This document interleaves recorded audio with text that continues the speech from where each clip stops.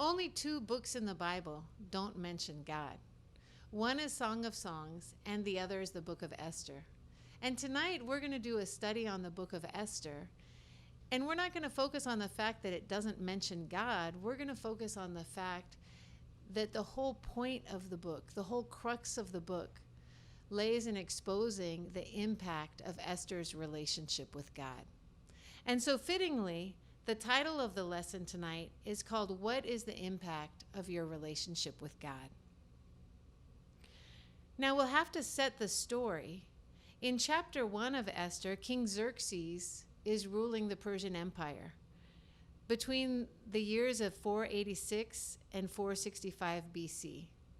The Persian Empire at the time was 127 provinces, from India to Kush. Now, in our modern map, that territory includes modern-day Turkey, Iraq, Iran, Afghanistan, Pakistan, India, Syria, Lebanon, Israel, Jordan, and parts of Egypt and Saudi Arabia. As the story opens, King Xerxes is having a huge banquet.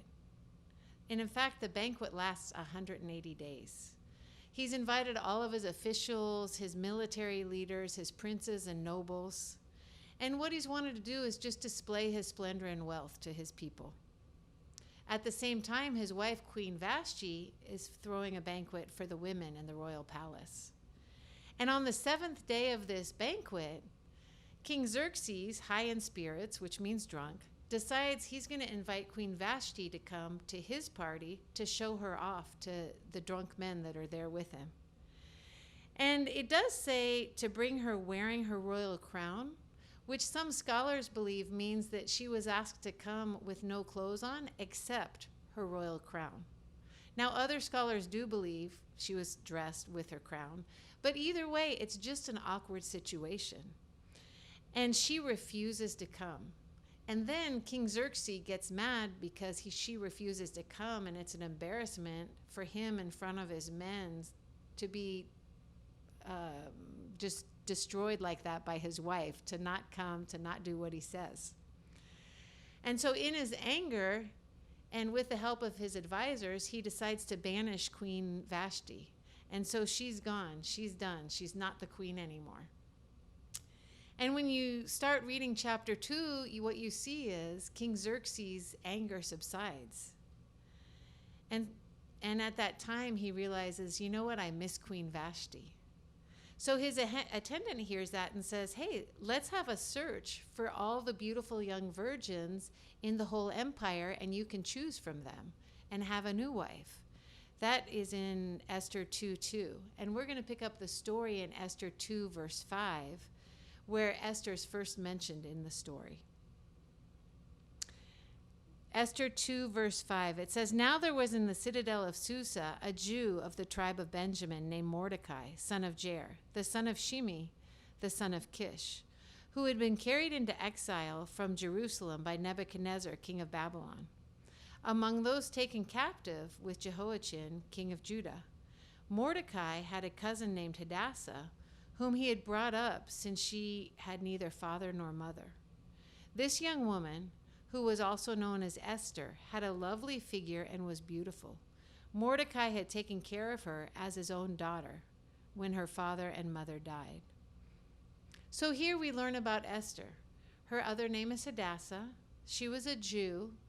She lived in Persia because Mordecai, her cousin, had been taken captive by King Nebuchadnezzar. Mordecai brought her up because both of her parents had died. And Mordecai and Esther were close because it says he'd taken her as his very own daughter. Additionally, she was beautiful and lovely to look at. Now, if we keep reading in verses 8 and 9 of chapter 2, we see the kings start looking for the beautiful young virgins throughout the Persian Empire. Verse 8, When the king's order and edict had been proclaimed, many young women were brought to the citadel of Susa and put under the care of Haggai. Esther also was taken to the king's palace and entrusted to Haggai, who had charge of the harem. She pleased him and won his favor. Immediately he provided her with her beauty treatments and special food. He assigned to her 7 female attendants selected from the king's palace and moved her and her attendants into the best place in the harem. So imagine this. They're the most beautiful young virgins from the entire empire. And remember, the empire is 127 provinces. So if there's just one woman from each province, that's 127 young, beautiful women all together in the king's palace. If there are 2 women from each province, that's 254 women. If there are 5, which I still think is a low count, if they were really getting all of the beautiful virgins from each province, if there were 5 from each province, that would be 635 women.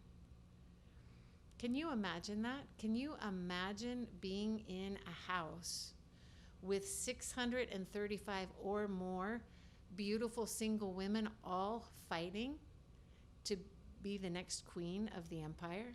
I think that would be misery. That would be horrible. And this is the situation Esther was in.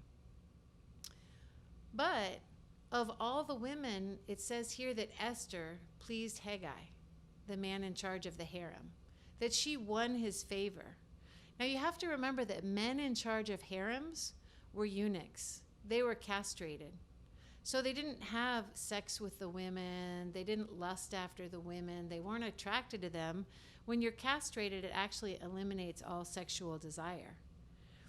So she won Haggai's favor not because of her beauty, but because of something else, because of her personality, because of something in her character that drew him to her, that made him want to take care of her. And this is one of the first characteristics we see in Esther is humility. If you go on and read in Esther 2:10, it says Esther had not revealed her nationality and family background because Mordecai had forbidden her to do so. So one attractive characteristic of her is that she was very humble. Her father figure Mordecai told her, hey, don't tell anyone where you're from. Don't tell anyone your nationality. And she humbly listened and did what he said. And you see that humble character again in Esther 2:15. It says when the turn came for Esther to go to the king, she asked for nothing other than what Haggai, the king's eunuch, who was in charge of the harem, suggested. And Esther won the favor of everyone who saw her. So again here, she goes before the king and she doesn't know what to do. She asks Haggai, she's very humble. She asks him, hey, what should I do? What should I take with me? And he tells her, and she does exactly that. And because of that, she wins the favor of everyone who sees her.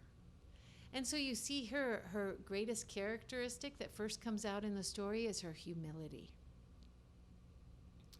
Interestingly, if we go back a couple of verses, we see what the women are put through before they go before the king. In chapter 2, verse 12, it says, before a young woman's turn came to go into King Xerxes, she had to complete 12 months of beauty treatments prescribed for the women, 6 months with oil and myrrh, and 6 with perfumes and cosmetics.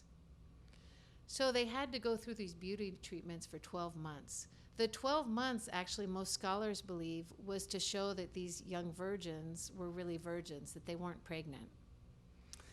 Now, when I think of beauty treatments and 12 months, I think, oh, that would be wonderful. 12 months of massages, my hair being done, my eyebrows being done, my nails being done, resting, relaxing, not having to work. But that's not the situation she was in. As I mentioned earlier, she was around all these other young, beautiful women who wanted to be queen. So that's tough, number one.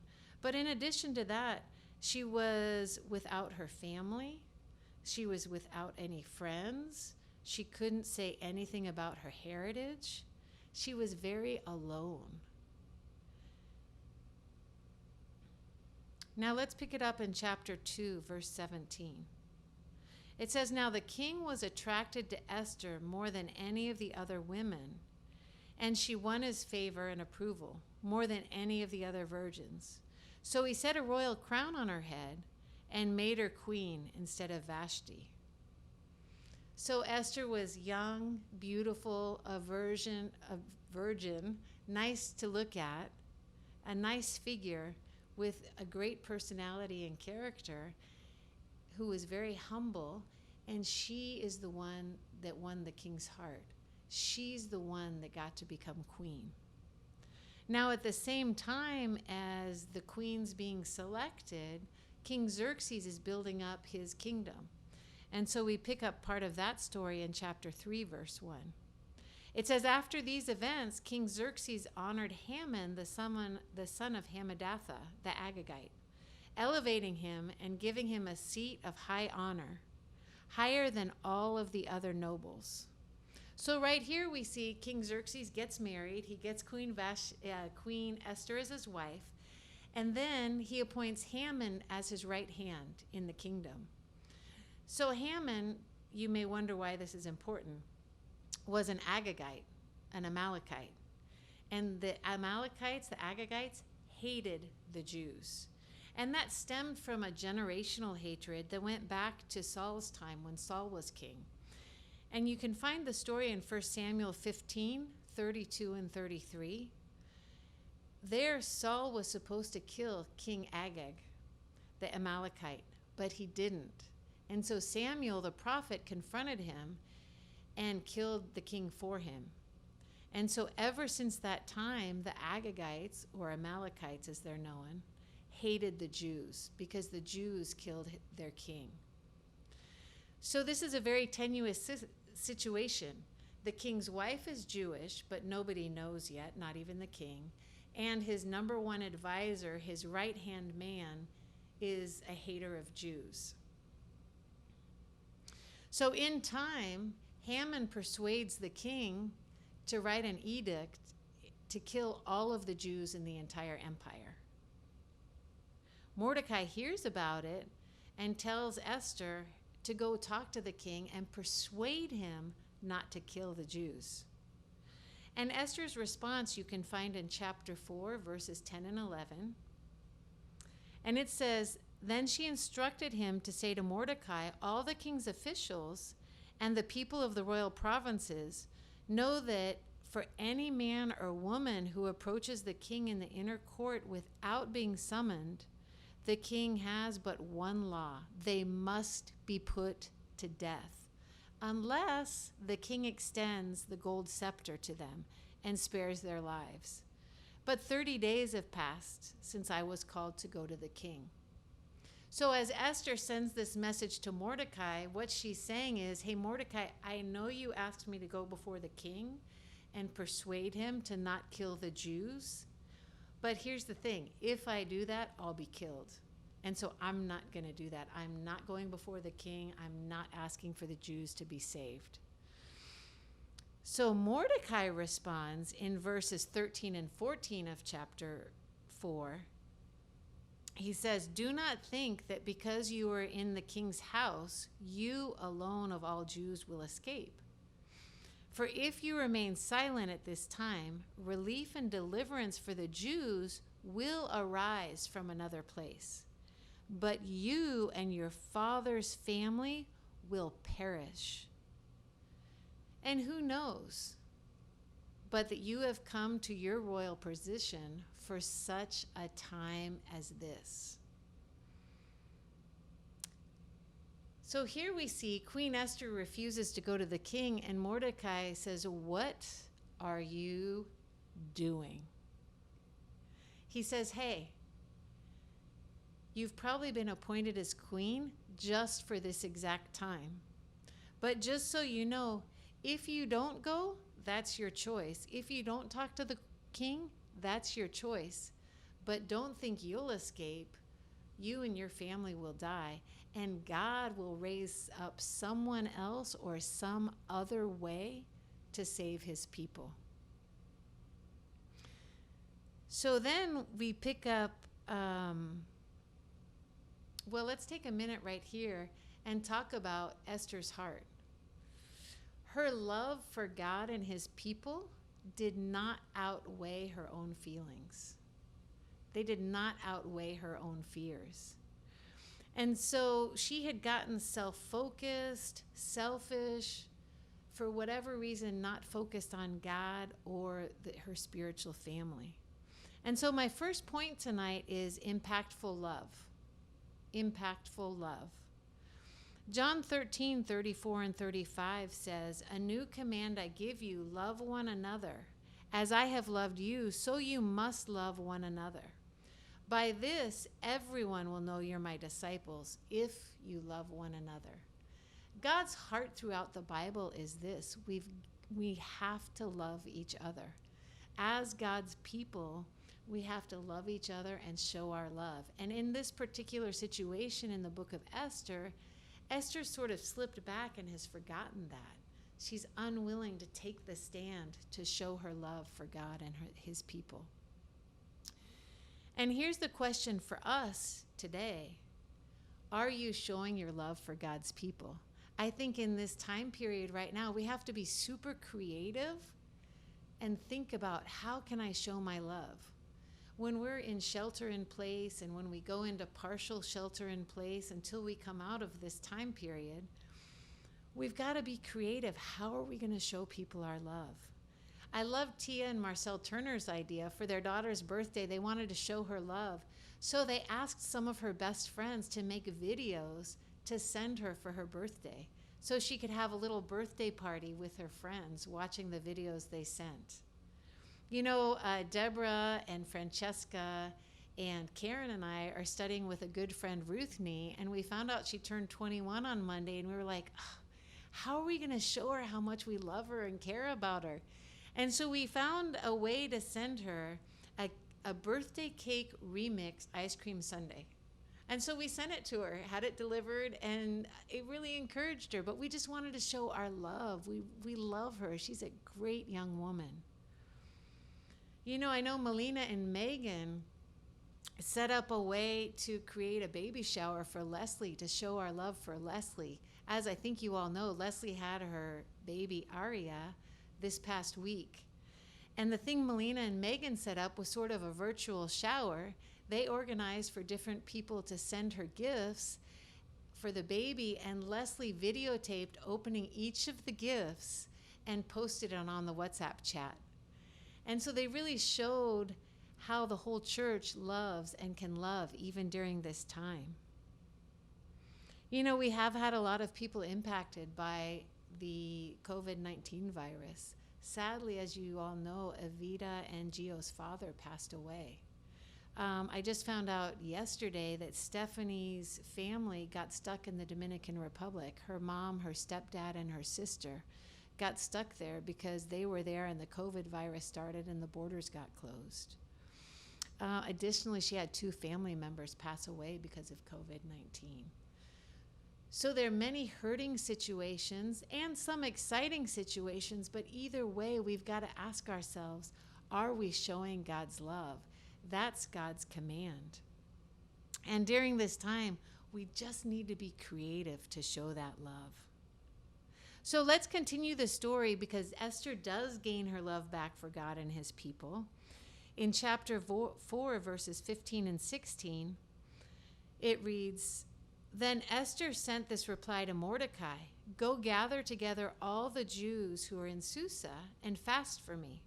Do not eat or drink for 3 days, night or day. I and my attendants will fast, as you do. When this is done, I will go to the king, even though it is against the law. And if I perish, I perish.'" So you see here, Esther got her heart back. She said, you know what, I'll do it.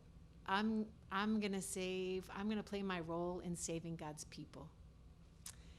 But the thing she knows is she needs God to do it. So she decides to fast and pray for 3 days, and she gets Mordecai to tell all the Jews in Susa to fast and pray also. And so this brings us to our second point tonight: impactful fasting and prayer to move God's heart.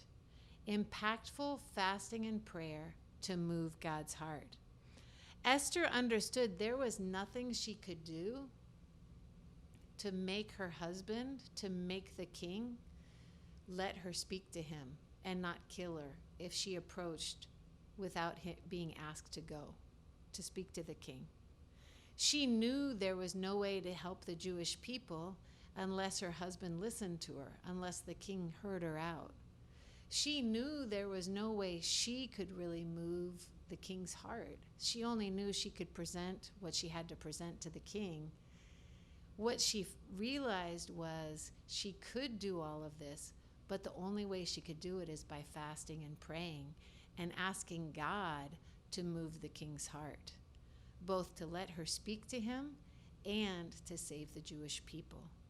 And so she was radical. She fasted and prayed for 3 days, day and night, and she called other people to do it because she knew if she could move the heart of God, God would do something amazing. So I wanted to talk about this because I think many of us as Christians live as practical atheists. Now, what do I mean by that? What's a practical atheist? It's someone who reads the Bible and prays, and then tries to live out Christianity on their own. What does that mean? What are some examples? That means you read the Bible and you pray in the morning, but then you go to work and you get stressed out and you get anxious, and you don't pray to God to help you get through it. You try to make it on your own. It means you read the Bible and you pray in the morning, but then you're around your kids and they get out of control and you start yelling at them instead of taking a breath, going and praying and coming back, or just praying quickly for a minute in your head, depending on the age of your kids. You know, a practical atheist is someone who tries to help people get close to God without really praying for them, without really praying that God would move their hearts, or fasting to have God move their hearts. Being a practical atheist is someone who hears about needs outside of their sphere of influence, where they know they can't really do anything to help them, and they don't pray or fast to move God's heart so that God would help in the situation. And this last thing is the thing I realized this week I have to repent of.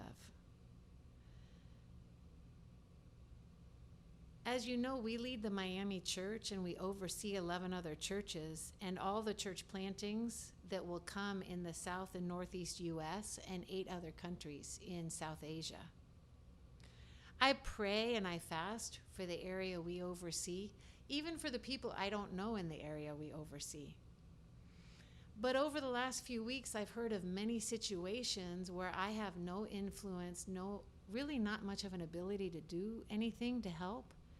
And I've heard about the situations, but I haven't prayed. I haven't fasted until recently to beg God to move his heart so that he would go and fix these issues. You know, one is the Santuros, who lead our church in the Ivory Coast.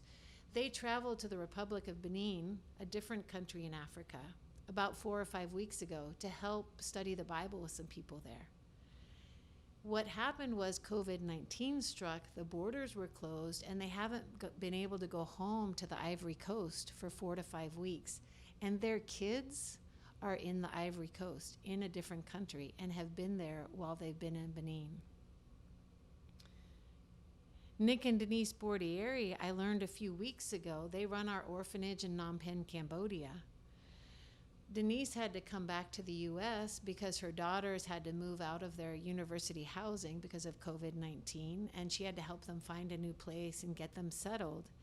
And once she came back to the U.S., the borders of Cambodia closed, so her husband Nick got stuck in Cambodia and she got stuck in the U.S., and they don't know when they'll be able to see each other again and meet up again. You know, Manila, a couple weeks ago, our group of churches sent the Manila church $1,500 so we could buy food for the disciples there in Manila because they didn't have a way to get food. And here's the thing, I heard about those situations, but I didn't give my heart to pray about them every single day, to beg God for answers, to beg God for help. You know, praying and fasting for the world at large, we can move God's heart so God would do amazing things. You know, have you prayed for a vaccine for COVID-19? Have you prayed for a cure for those who get sick with it? Have you prayed that the news reporters would be honest and have integrity? Have you prayed for the clinics, for the doctors, for the researchers to have honesty and integrity in what they're doing, to work quickly? Have you prayed for wisdom for the leaders of our nations, that they would have wisdom into how to deal with the pandemic, that they would have wisdom in how to deal with the various healthcare systems, that they would have wisdom in how to help all the economies come back online, that they would have wisdom in how to deal with possible famines? You know, even when we come off our restrictions and we have less shelter in place and more people go back to work and things like this, beaches get open, parks are open, you know, are we going to still fast and pray to move God's heart when maybe it doesn't directly impact us?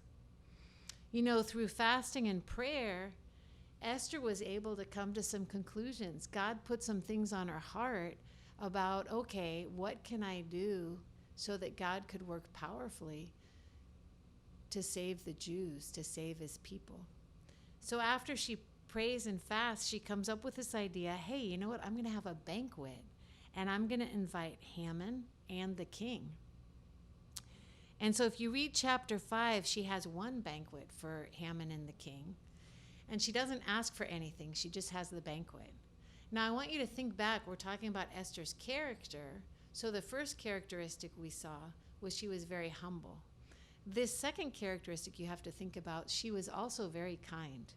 Could you imagine having a dinner party for your husband and for his best friend who actually hates all Jewish people and you're Jewish, and you have to be kind for hours at this banquet? That's what Esther had to do. So it's another character that stands out about her. Another characteristic that stands out is she's very kind.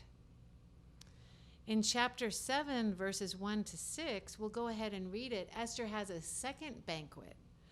And she says, so the king and Haman went to Queen Esther's banquet. And as they were drinking wine on the second day, the king again asked, Queen Esther, what is your petition? It'll be given to you. What is your request? Even up to half the kingdom, it will be granted. Then Queen Esther answered, if I have found favor with you, your majesty, and if it pleases you, grant me my life. This is my petition. And spare my people. This is my request. For I and my people have been sold to be destroyed, killed, and annihilated. If we had merely been sold as male and female slaves, I would have kept quiet, because no such distress would justify disturbing the king.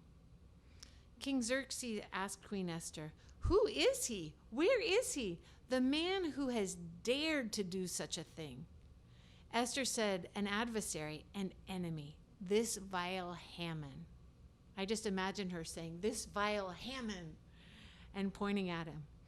Esther said, then Haman was terrified before the king and queen. The king got up in a rage, left his wine, and went out into the palace.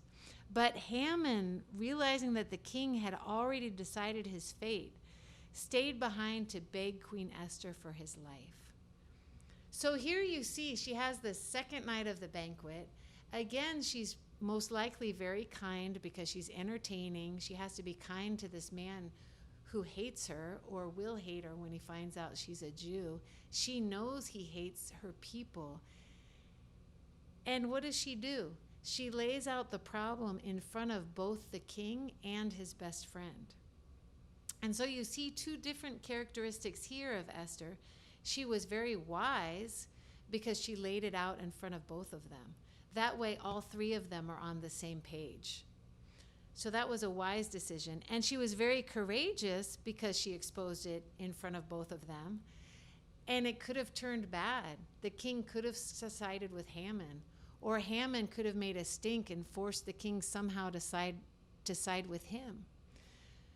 So she was both courageous and wise. I think she was also really wise because she didn't bring it up until the king said for a second time, because he said it at the first banquet too, hey, I'll give you up to half the kingdom. Anything you want, I'll give you. So after this encounter, King Xerxes executes Haman. Once he's executed, Queen Esther still has to approach the king again without being given the golden scepter. She still has to have that courage to go before him with the fear that she may be killed because she wasn't invited. But she goes in chapter 8, verses 3 to 8. And Esther again pleaded with the king, falling at his feet and weeping. She begged him to put an end to the evil plan of Haman the Agagite, which he had devised against the Jews. Then the king extended the gold scepter to Esther, and she arose and stood before him.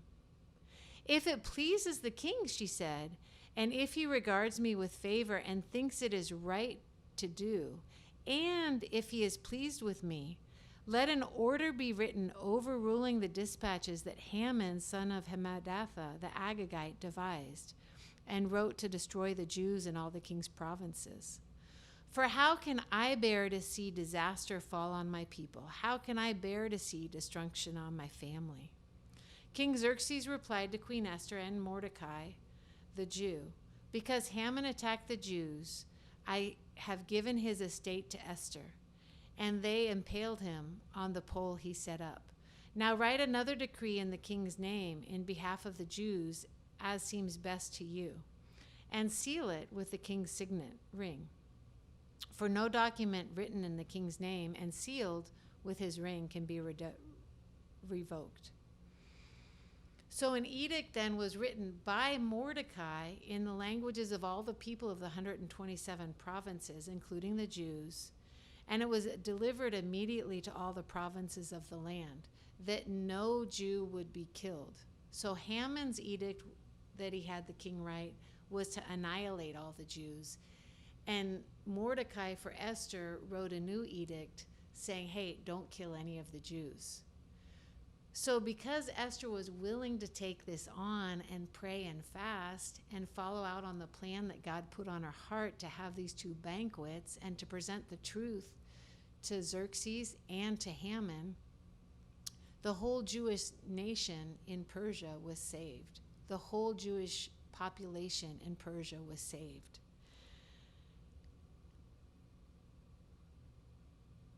In addition to that, Esther was given property and many other things, and Mordecai became the king's most trusted official. So this leads to the third and final point: impactful character. Esther, as we saw in the beginning of the story, won the heart of all the people. She was beautiful like everybody else, like all the other women, but her heart, her character, her personality, it was different, and that had an impact. You know, Esther, it says in the book, she had an inner beauty. 1 Peter 3:4 says your beauty should be that of your inner self. Esther had that inner beauty. She was humble. James 4:10 says, humble yourself in the sight of the Lord, and he will lift you up.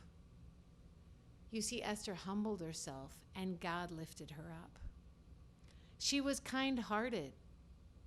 Proverbs 11:16 says, a kind-hearted woman gains honor. She gained honor and respect because of her kind-heartedness. And she was wise. Matthew 16:10 says, be wise as serpents and as harmless as doves. She handled the situation wisely with the king and Haman. And last of all, she was courageous. She was courageous in approaching the king when he didn't call her. She was courageous in laying out the truth between her husband and his best friend, a hater of Jews. And Deuteronomy 31:6 says, be strong and courageous. So no matter what the situation, no matter how difficult the situation, like the situations Esther felt and went through, Does your character, your godly character, shine through? Your inner beauty, your humility, your kind-heartedness, your wisdom, and your courage. You see, no matter whether it's because you're going through things related to COVID-19, sicknesses, death, loss of job, financial issues. Maybe you have 15 people living in your small place because no one had places to go, or they got stuck with you and their borders got closed and they couldn't leave and go back to their own homes in their own countries. I don't really know what you're facing, but the question is, does your godly character shine through right now? And as we get out of this era, no matter what happens in your life, no matter how stressful and how hard, will this deep-rooted relationship with God that's built a different character in you shine through? You know, Esther's relationship with God revolutionized an empire. What is the impact of your relationship with God? In love, in prayer and fasting to move God's heart, and in your own personal character.